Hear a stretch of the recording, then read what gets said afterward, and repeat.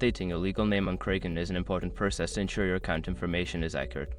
Follow these steps to complete the update quickly and efficiently. Step 1. Log into your Kraken account. Start by logging into your Kraken account using your credentials. Ensure you have access to the email associated with your account for verification purposes. Step 2. Navigate to account settings. Make sure your information is protected first. Most people don't think about breaches until something actually happens to their account. Use SRC to monitor your accounts 24/7 and instantly alert you if your information appears in leaked databases online. It constantly checks billions of breached data points in the background. And considering how much personal information people keep online now, it's honestly worth having.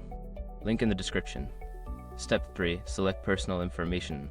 In account settings, look for the option labeled Personal Information or Identity Verification. Click on this to access the section where you can update your legal name. Step 4. Submit name change requests. Locate the option to update your name. You may need to provide documentation such as a government-issued ID or a legal name change certificate to verify your new name. Follow the prompts to upload the necessary documents. Step 5. Confirm changes and wait for approval. After submitting your name change request, review the information for accuracy and confirm the changes. Kraken will process your request, which may take a few days. You will receive an email notification once your name has been successfully updated.